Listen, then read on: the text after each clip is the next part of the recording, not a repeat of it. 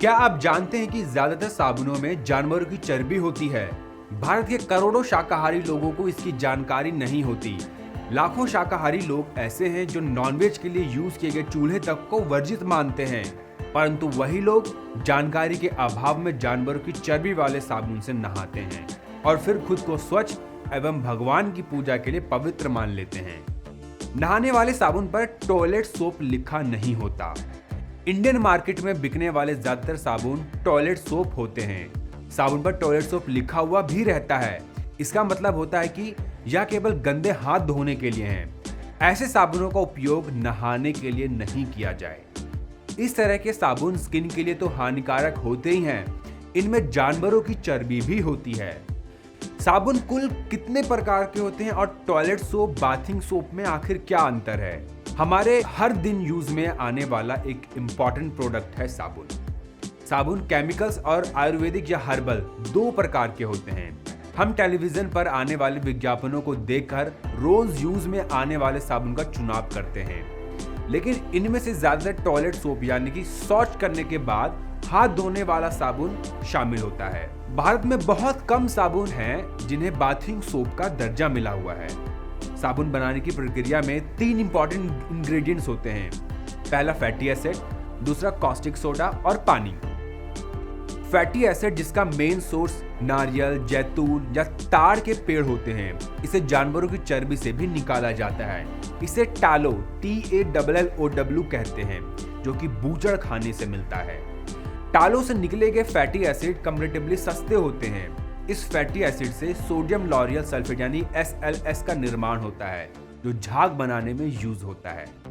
अब कैसे पता करें कि साबुन में जानवरों की चर्बी है या नहीं? यदि आप शाकाहारी हैं और आपके साबुन में जानवरों की चर्बी के बारे में पता करना है, तो साबुन के रैपर पर टैलो शब्द देख लें। टैलो लिखा है तो वह साबुन आपके लिए नहीं है। आपको फिर बिना टैलो वाले साबुन का उपयोग करना चाहिए। अब अच्छे साबुन का चुनाव हमें कैसे करना चाहिए? साबुन के कैटेगरी से पहले हमें एक महत्वपूर्ण शब्द TFM के बारे में जान लेना चाहिए। जनरली हर साबुन के पैकेट के पीछे लिखा मिल जाएगा। TFM का मतलब टोटल फैटी मटेरियल होता है, जो कि साबुन के कैटेगरी और गुणवत्ता के बारे में बताता है।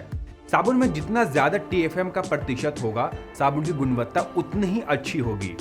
इस आधार पर हम साबुन को 3 भागों में बांट सकते हैं, जिनमें कार्बोलिक साबुन, टॉयलेट साबुन और नहाने का साबुन यानी बाथिंग बार होता है। पहला आता है कार्बोलिक सोप। कार्बोलिक सोप क्या होता है और इनमें कौन से केमिकल्स होते हैं? इस साबुन को ग्रेड 3 सोप के लिस्ट में रखा जाता है। इसमें TFM का प्रतिशत 50 से 60% तक होता है और यह साबुन सबसे घटिया दर्जे का साबुन होता है। इसमें फिनाइल की कुछ मात्रा होती है, जिसका उपयोग जनरली फर्श या जानवरों के शरीर में लगे कीड़े मारने के लिए यूज किया जाता है। यूरोपीय देशों में इसे एनिमल सोप या जानवरों के नहाने का साबुन भी कहते हैं। साबुन के पीछे TFM का प्रतिशत देखकर आप खुद समझ जाएंगे कि आपका साबुन किस ग्रेड का है। अब टॉयलेट सोप क्या होता है और इसमें कौन से केमिकल्स होते हैं? इस साबुन को ग्रेड 2 सोप के लिस्ट में रखा जाता है। गुणवत्ता के आधार पर दूसरे दर्जे का साबुन होता है। भारत में इस प्रकार के साबुन का उपयोग ज्यादातर लोग करते हैं। जनरली इसका उपयोग शौच के बाद हाथ धोने के लिए होता है। इसमें 65 से 75% तक TFM होता है।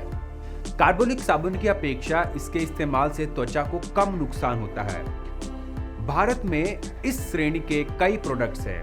आप खुद भी साबुन खरीदने से पहले रैपर को देखकर पढ़ सकते हैं। लास्ट आता है बाथिंग सोप क्या होता है और इसमें कौन से केमिकल्स होते हैं। इस साबुन को ग्रेड 1 सोप के लिस्ट में रखा जाता है। यह गुणवत्ता के आधार पर सबसे अच्छा साबुन है और इसका यूज नहाने के लिए किया जाता है।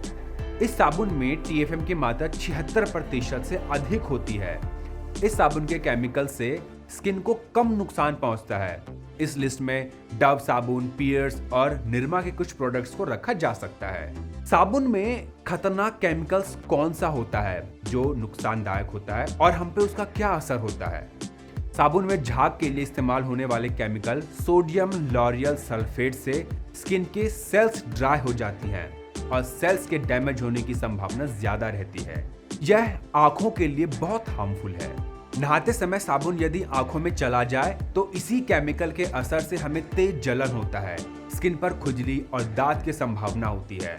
ऐसे में ये कहा जा सकता है कि कोई भी केमिकल सोप त्वचा के लिए लाभदायक नहीं है, लेकिन साबुन का उपयोग करना बंद नहीं किया जा सकता है। ऐसे में हमें उसी साबुन का इस्तेमाल करना चाहिए जिसमें TFM की मात्रा 76% से ज्यादा हो। साबुन में हार्मफुल केमिकल्स होते हैं जैसे कि SLS sodium L'Oréal sulphate. SLS से कैंसर, न्यूरोटॉक्सिसिटी, ऑर्गन टॉक्सिसिटी और स्किन में जलन होने का खतरा होता है।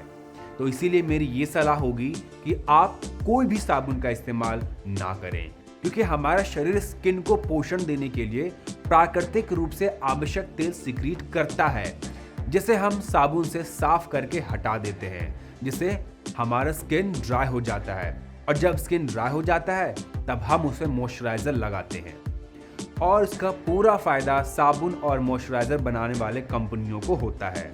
इसमें हमारी भी गलती नहीं है, हमारे आसपास का माहौल, कॉर्पोरेट कंपनीज के अट्रैक्टिव एड से हम अनजाने में यूज करने लगते हैं।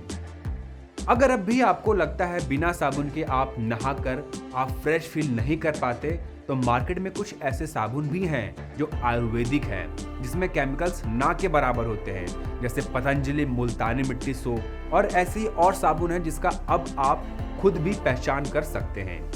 और हाँ, जो भी मैंने इस वीडियो में बोला है वो मेरा पर्सनल ओपिनियन है। तो अगर ये वीडियो आपको हेल्पफुल लगी हो तो आप इसे ज़रूर लाइक करें और बने रहें इनको आपके साथ अपने हेल्थ से रिलेटेड सभी जानकारी के लिए।